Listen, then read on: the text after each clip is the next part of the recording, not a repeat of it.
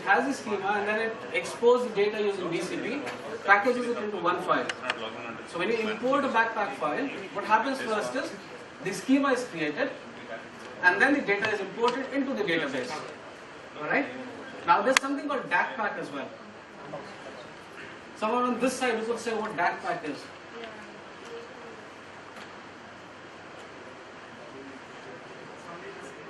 That is correct. So DACPack has only the schema. If you want to test your schema, if you're building your database, right, you can export a DACPack, right, build your design, build your schema, right, and then eventually you can import the data into it using BCP, what the other gentleman has done already. So we understand what's the difference between DACPack and Backpack. The difference is DACPack has only the schema and Backpack has schema and data. Alright? Alright. So the only way to get your database onto Azure is to get a Backpack file or perhaps use BCP. Right? So eventually what we are going to do is we are going to try a few tools that can help migrate our databases easily onto Azure. And eventually at the end we are going to discuss the best practices. Any questions at the moment?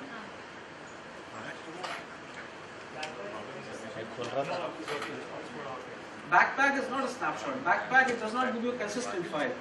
All that it has is the schema and the data. So you stripped out the way you do it in replication, right? You BCP out the data. So eventually what it has is, let's say, the create table script, create view and things like that. So when you execute it, the Backpack file, the schema gets created, create table, view, all that runs on the database, and then BCP, data is BCP'd into the database, right? Alright, so the first thing, I'm assuming here that everyone has been able to restore the AdventureWorks 2012 database, right? Alright, now let's do this. Go to tasks, and then we'll do export data to your application.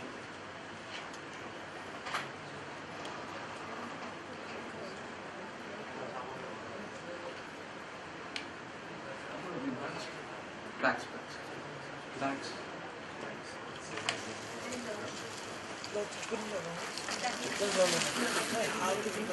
Sorry? That's two books.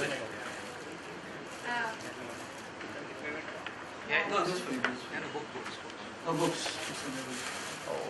You have a mic. Excuse me? Sir?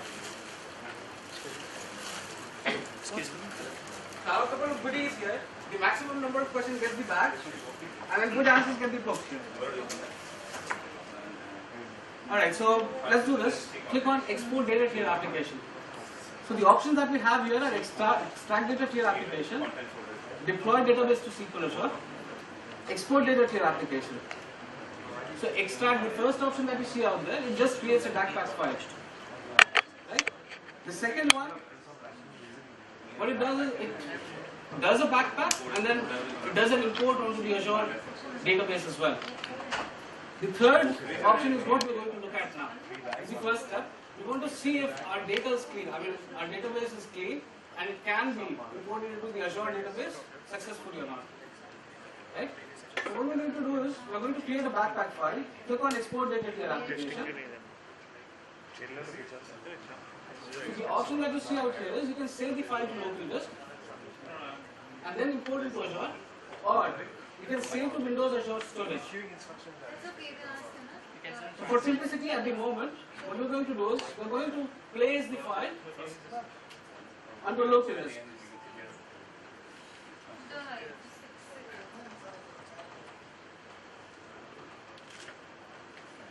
Give it a name, click on next, and then finish.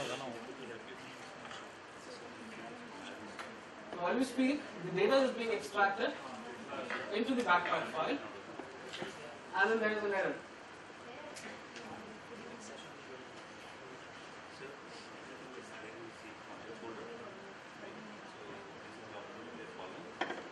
So on this side, what do you think as of now? Is this a good database to be exported or imported into Azure SQL database? Or do we have to do some cleansing here? True.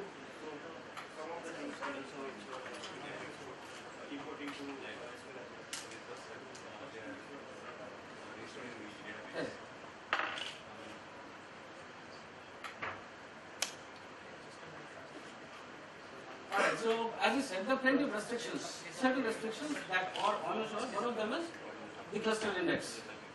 So let's look at the table, look at the error here and what it says. Right? So as you rightly mentioned that the cluster index is missing, right? It also tells you where it is missing. Right? So there's a table called T1 and then there's a table called database log. So both of these have cluster index is missing. Right? We need to create it. Right? So we'll just say close, do a new query. Right? And let's create the cluster indexes for the two tables.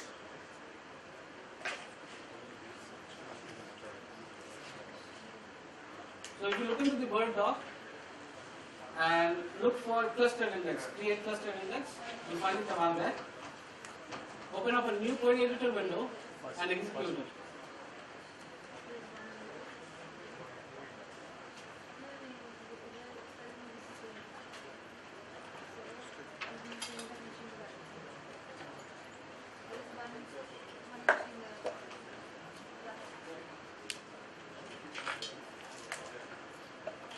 Alright, are we good?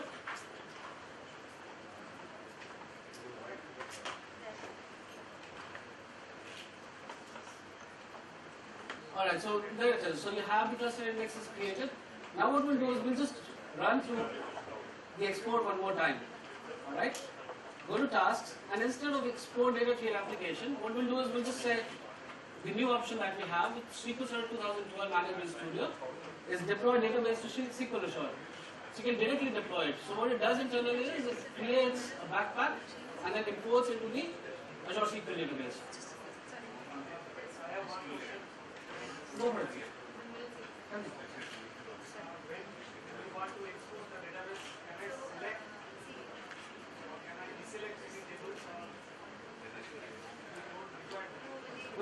We'll get to it. You can certainly do that, but it's not this way. As in the wizard that you have here, you're not able to do that. We'll just look at another tool that lets you do it. Yeah? Alright. Now what it is asking is if you have a database on Azure where you want to import the database into. Right? So what we're going to do now is we'll go back to the management portal. Can we all go back to the management portal and go to the SQL databases tab and then create a new database. We'll name it the same, Adventure Works 2012, right? So by default it's giving me the option of standard. I'll make it a standard S2 or whatever. At the moment let's say S0 itself, so that eventually when we are looking at the performance piece, we'll upgrade it to a premium and see how performance is impacted. Alright? Now you can, I believe you'll have to create a new server if you don't have one, right? So create a new SQL database server and it creates it for you. It gives you a default name and this is the name of the account that you're going to use to import the data. Right? So give it a login name, give it a password and then click on OK. It should take a few seconds to create the database. So for the folks who haven't dwelled on the database earlier on, Azure SQL database, it's as simple as that. You don't have to procure anything, you don't have to go look out for the server, you don't have to install SQL Server, you don't have to install Windows, nothing. All that you need is a subscription, log into your subscription and create a new database. Does not take more than a minute.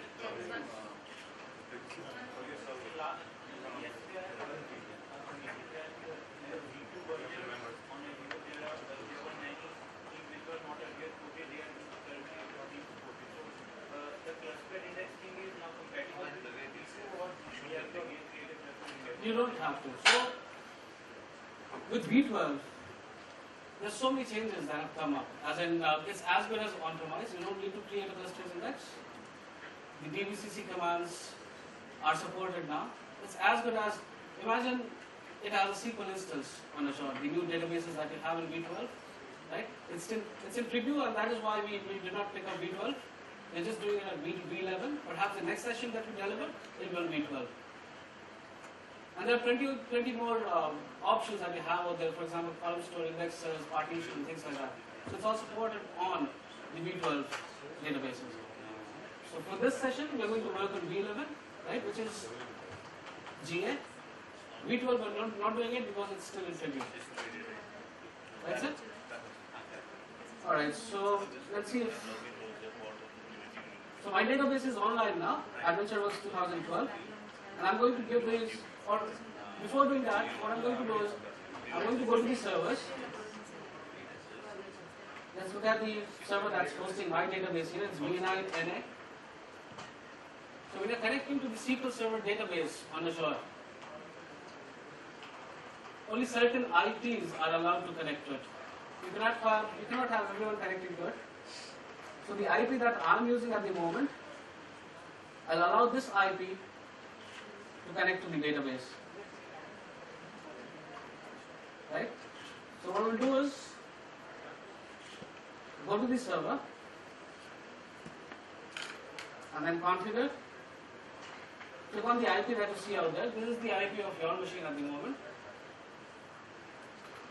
So go to the server that's hosting your database, click on configure, add to the allow IP address and save.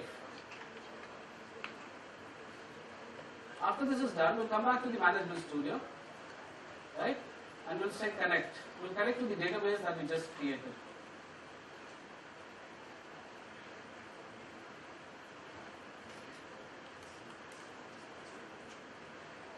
Are we all there yet?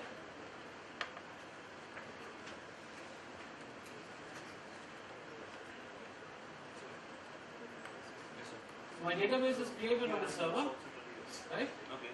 So when you connect to a database on Azure, we actually connect to the database server that you have out there, and it lets you So you need to give your login.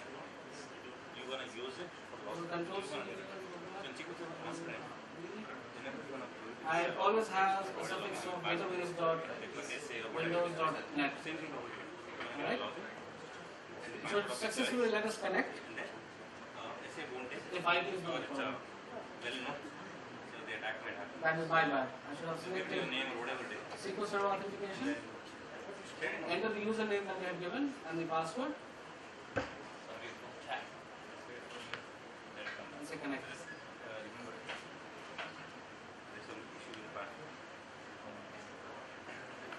So this is 2012. I'm pretty much sure that all of us here we understand the difference between web and business databases and then the basic standard and premium databases. Do you know the differences? No?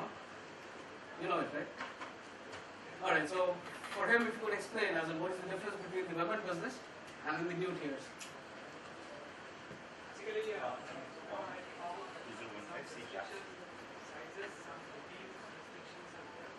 Alright. How would you say? You want to attempt this? Alright. So the difference between the earlier database editions on Azure, which is web and business, and the current database editions, which is basic, standard, and premium. What is the difference? 1, 2?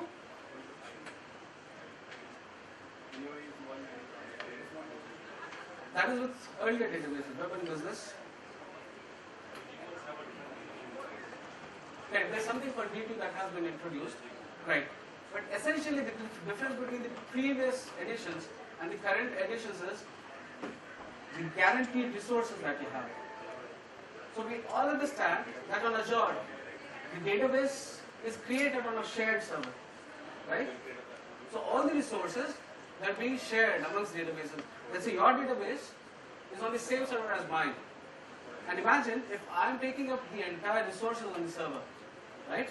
Your queries might time out. So that was the problem with web and business.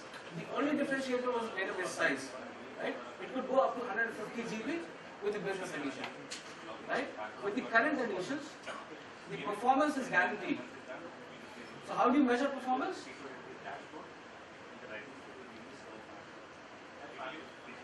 So what is a DTU?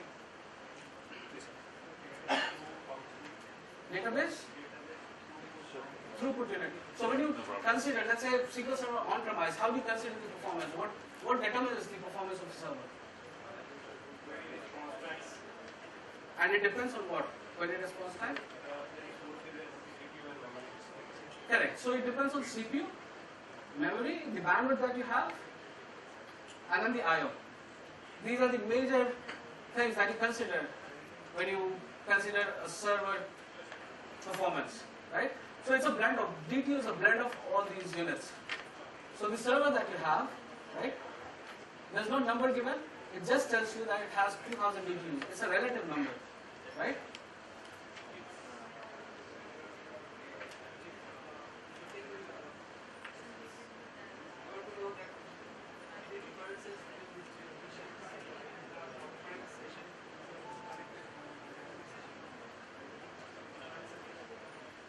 There are plenty of differences. If you go back, there's an article that's on the HOL document that you have towards the end, right?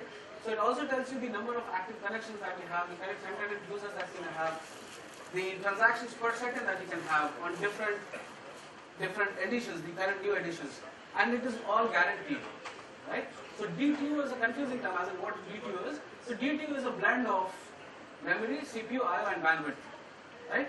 The more data you have, the better performance the server has, right? That is the idea. All right. So with that, now we'll come back to the migration process. So if you look at the screen, right? The only option that we have is web or business, right? And it's because I'm using SQL Server 2012. Some CU which does not know about the current editions. So if you're using SQL Server 2014 Enterprise, 2014 the current Manager Studio with CU5. It is intelligent enough to give you the new additions. So what we'll do is we'll just say business, right? Say next. So instead of exporting that file, at the moment what we're doing is we're using the different tool. So I'll just give it a 2012_1. Right? And finish. So the database is, if you are getting an error that says the database already exists, ignore it, change the name of the database, and then initiate export again.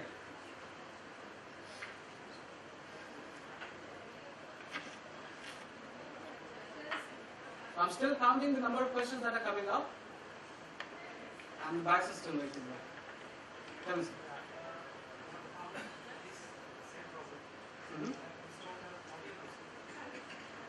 CU5.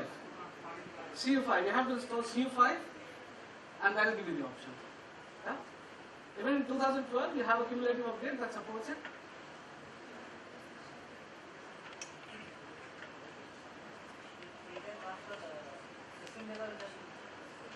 System databases? Alright, so when you say system databases, I assume that you're talking about master, model, and MSDB, right? So on Azure, we do not have SQL Server Agent. You know it, right?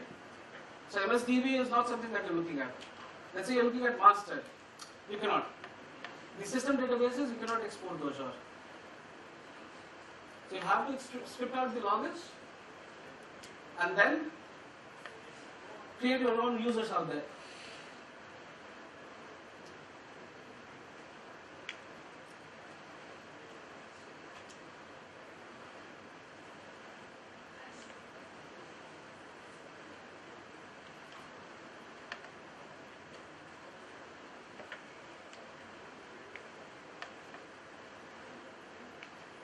In the meanwhile, please ask as many questions that you have. So what about integration services? SQL Azure. Okay. So how do we, if I want to schedule a service package there? Okay. So what do you want to do as in with the integration services? You have web jobs that you can create. You have agent. Agent you do not have. You'll have to script. You can use PowerShell to do it. So at the moment, we do not have SQL Server Agent. You can use scripting and that should be fine. It should work for you. Alright? So if this fails again, let's say if it dies on me, then I was hoping that it'll give me the error that I wanted, but let's say if it dies again, what we'll do is, we'll just understand that there was another problem in here. Right? and we'll use the tool that will help us migrate the database easily, right? So while this is being done, go back to C drive contents and then open up the migration wizard. There's a folder called SQL MW 415. Let me just check. So SQL Azure MW version 4. And so on. So open that folder, and towards the end you have SQL Azure MW.exe. I want you to open it, right?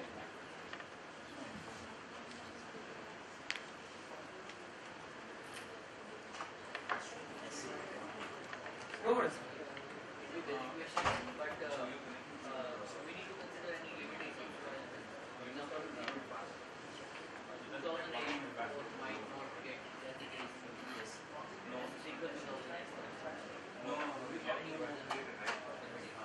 There's no limitation. I believe from 2000 onwards, you can migrate the databases to Azure SQL database. There's no restriction as such. You might have a restriction on size.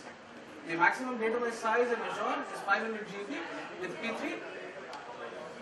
And if your database is beyond that, you might have to look at sharding or perhaps elastic scale, right?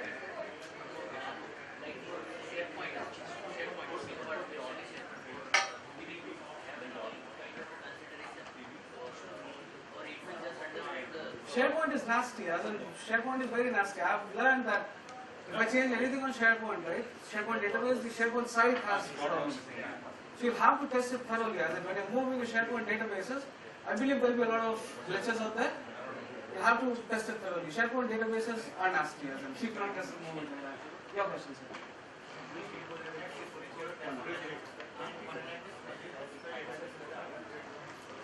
Right? How do you want to connect? Let's get wild here. No, when you say connect, how do you want to connect it?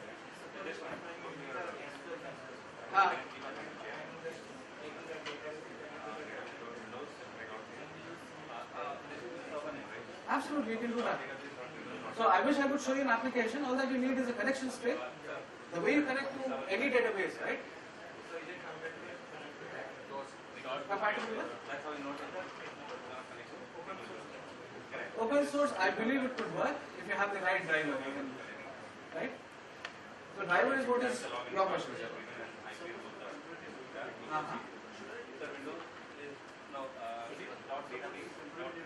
It does. It does. I believe it does, but I'll check it for you and let you know. SQL profiling? Not at the moment, sir. So what you have to do is, let's say if you want a profile and if you want to look at some problem that's on, import the database onto Management Studio or on-premise and then use a profiler out there. You can do that. But otherwise, profiler is not supported on Azure SQL database. Alright? So I've been waiting on this error. It's finally come up. Give me 1 quick minute, sir. I'll hold your question, yeah? Alright, so create database on target failed. Invalid. Alright, let's forget this. Okay? Let's say it failed. Right? The export failed and there was a problem there. I was hoping another object that had a problem would have made it to fail. So, how many of us have already worked on the database migration wizard that's open out there? Have you? Anyone who's worked on migration wizard? No? Alright, so it's a beautiful tool. It gives you a lot of insight into your current database, right? It tells you what the problems could be when you're trying to migrate, right? Let's start using it.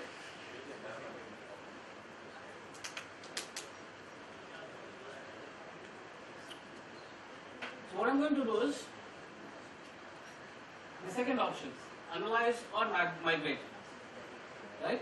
The options that you see out there, you can read it.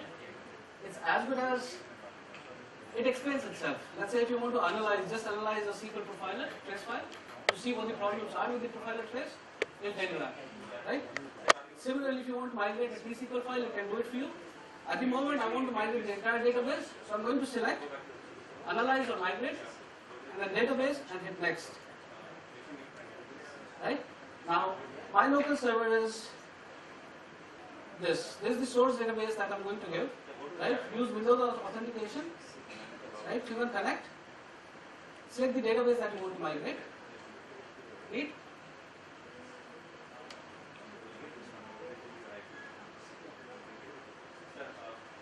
Alright, let's hit next. Now this is where you can select, excuse me sir, this is where you can select the objects that you want to migrate, right? Let's say now, let's say if you have certain tables that you don't want to migrate, you can deselect here. Any option two? I have faced problem because our database was connected with the local users, human users. I tried to migrate. It is not taking back to us. It will not take. When you have on-premise database, right? The user details are not in the user database. It's in the master database. So you cannot migrate it. You have to perhaps go and create it out there. You have to remove it from.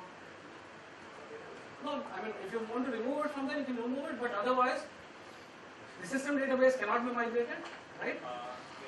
And your user details are in the master database, so it cannot be exported, the user details. So you have to go and create it out there, right? Answers your question, sir? Absolutely, you can. Right?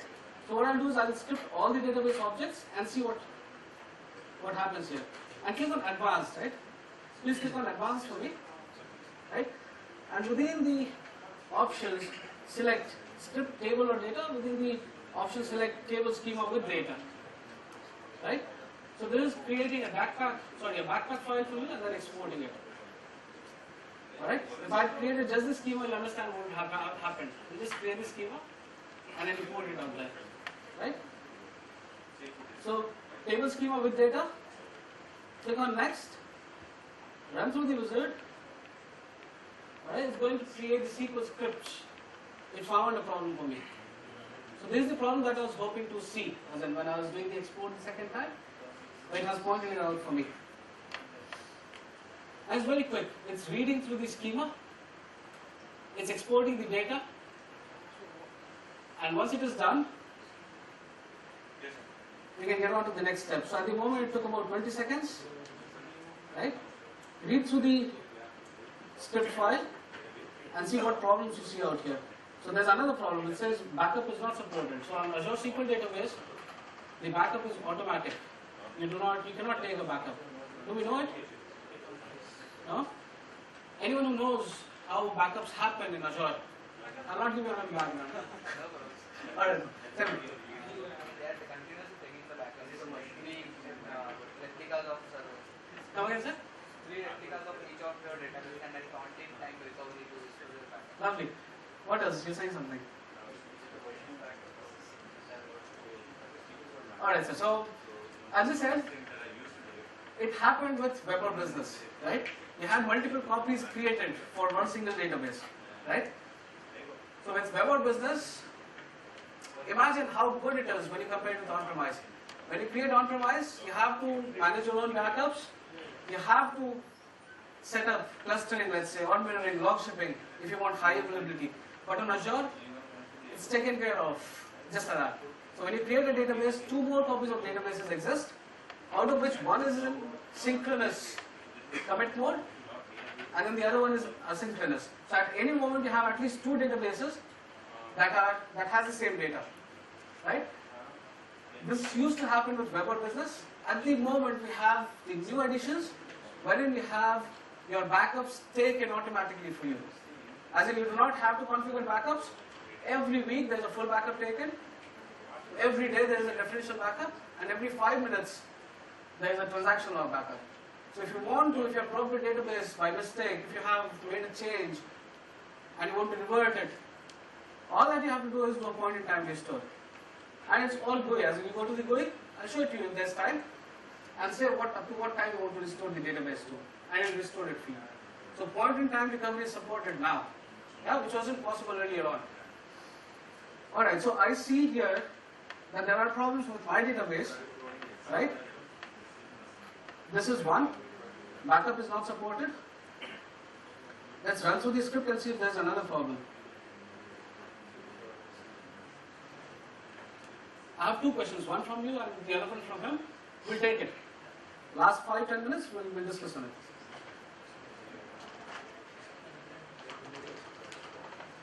Alright, so towards the end, as you see, towards the beginning there was create, which is schema creation scripts, and at the end you have the BCP scripts.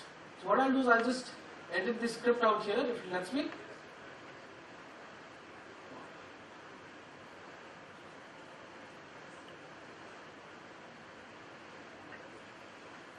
I'll just delete this. And then I'm going to the server where I'm going to import my data. Alright? I'll just copy the server name from here. So I still have the bag. I still want a lot of questions.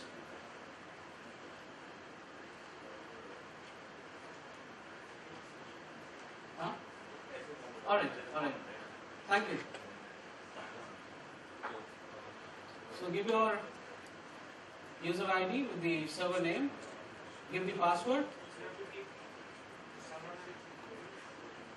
No, you don't have to. Actually, certain drivers, right, they need it. So I believe the driver that this uses, it needs the server name. Alright? Now I just say next. Yes. Save. I'll skip this. I'll just say. Alright, so all that it is, one moment, sir. I'll just summarize this and take your question. So all that we have done is, we have scripted out whatever the backpack does. We have scripted out the schema and the table as being imported onto the Azure SQL database. And we've seen that how migration wizard helps us. As in anything that is not supported on Azure SQL database, it tells you it is not supported. And then you can make the necessary changes on the window, or go back to your database, make a copy, make the changes, and then come back and do the export. Alright? Yeah. We'll start with, I'll come back to the fourth one. So first question, sir, yours. Yeah, is cross DB scale referencing supported? V12 it is supported. I think it is supported in V12, but use is not supported in V11. And there's a reason for it. As in, what happens is when you create a database, right, you have a logical server name that you get, right, and that hosts your database. Now this database could be anywhere. Let's say you have a logical server called L1, and you have database D1, D2, D3, D4, right? So when you connect to the database, right, you connect to a gateway, and it tells you where the database is. It could be on a physical machine which is M1, M2, M3, M4. Since it is not on the same machine, you cannot do a use. Make sense? Alright.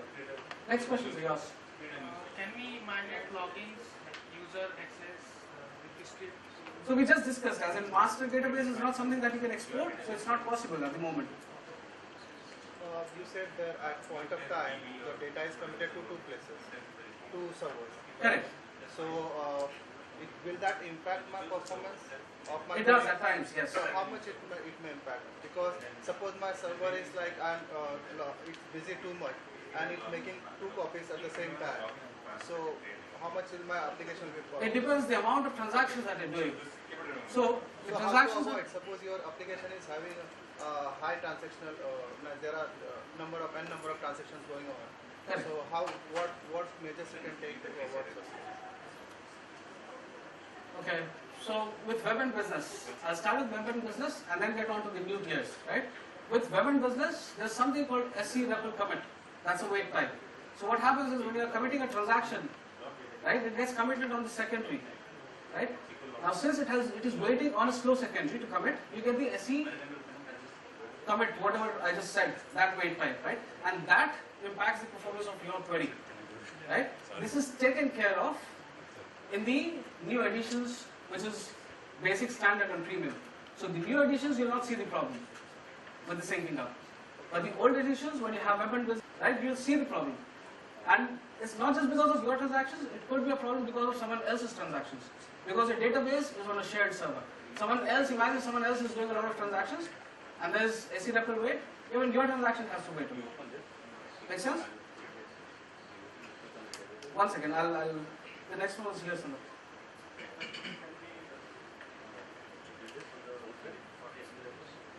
SQL Azure, there's so many things that you can do. As in, clustering is not something that you actually need. Clustering is, you do not, there's no management. As in, that's the best piece. As in, within a few seconds you create a database. If you want to create clustering, let's say you're looking at failover, right, across data center. You have a database in West US, you want to create a, let's say, failover database in East Asia. You can do that. There's something called geo-replication, right? And with active geo-replication, you can use the replica as read-only database.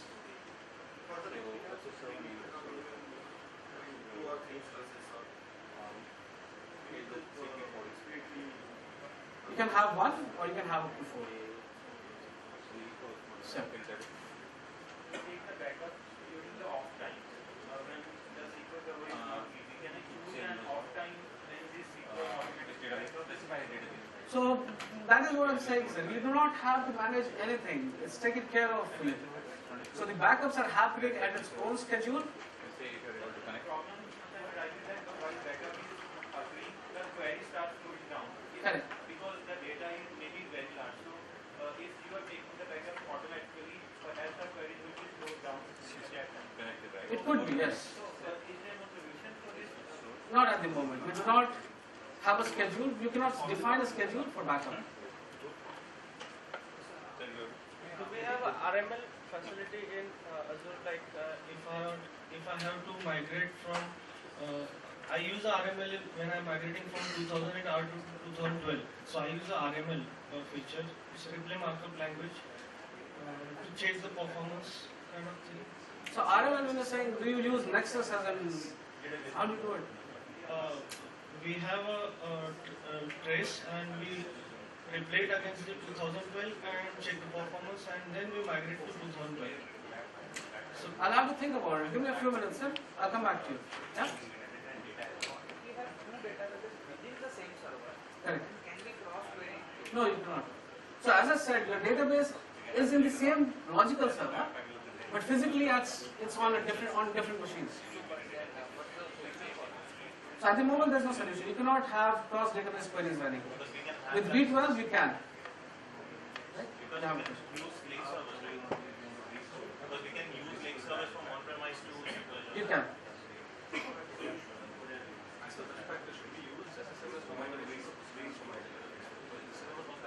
See, SSMS, the thing is, this is for your ease. As in SSMS is supported, as in this is not supported, migration wizard, right? It's not something that we say that we have published it, it's supported, it's not supported. But then it's for your use, ease, right? So, with Management Studio, you'll run into problems, and then you have to fix it. But when you look at the migration wizard, right, it gives you the problems at one shot. You've seen the SQL script out there, right? It details all the problems out there. You can fix it at once and then move it. There's another tool called SQL Server database tool, right? And you can use that as well to migrate. So what that lets you do is, it lets you modify schema at certain, you can modify your schema, create a version and then compare. So if you have very complex databases, you might want to use it. You have a question? Ah. Mm-hmm.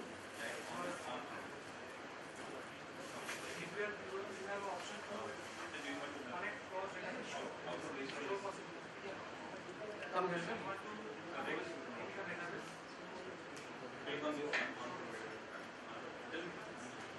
With V12.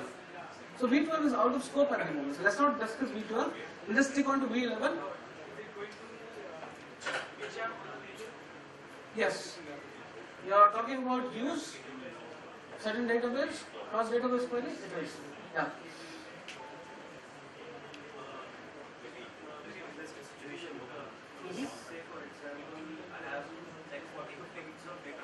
Okay.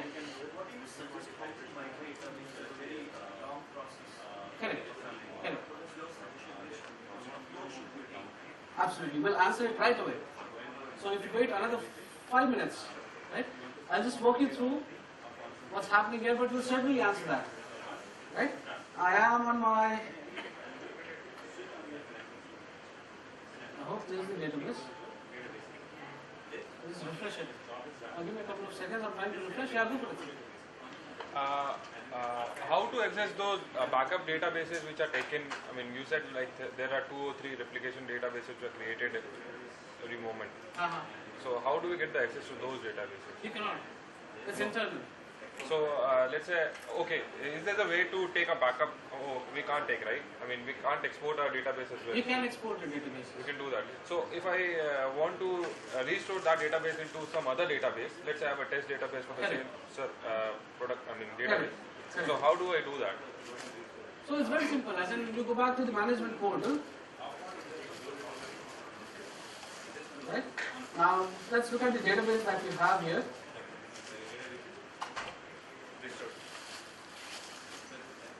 Export.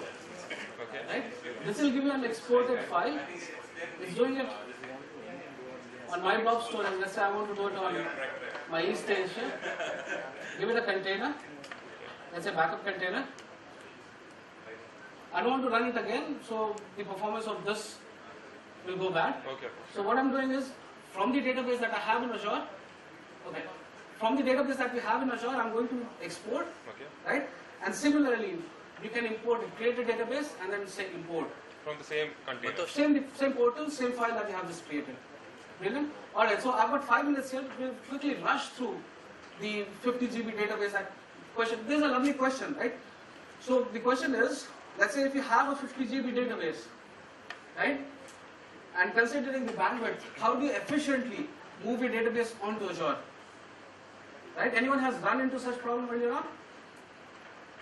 So eventually everyone, all of us who's trying to migrate databases to Azure might run into this. So the best thing is, create a backpack. Backpack is about 1/10 the size of the original database. If your database is 10 GB, it might turn out to be, let's say 1 GB, the backpack file, right? Move the backpack file onto Azure, into the same data center where your SQL database is. Let's say I have it in East Asia, right? I'll create a VM with SQL Server. I'll move the Azure, the backpack onto the VM, right? And I'll initiate an export from there, right? So what it does is, the time that's going to take 50 GB to be transported onto Azure, it is reduced, right? That is one. And there's another tool called AZ Copy. AZ Copy is something that transfers your file very quickly. So a 10 GB file could be transferred in about a few seconds, or perhaps a minute. So if you have 1 GB backpack for it, we'll make it 100 GB. So 100 GB will have about 10 GB of database, 10 GB backpack, copy it onto Azure storage. It'll take about 2 minutes with AZ Copy, right? And from there what you do is, you run an import. But before you run an import, you upgrade your Azure SQL database to P3. Let's say when you're importing the data, right? There's a lot of resources that you're going to need, right? Because you're doing a lot of research and things like that.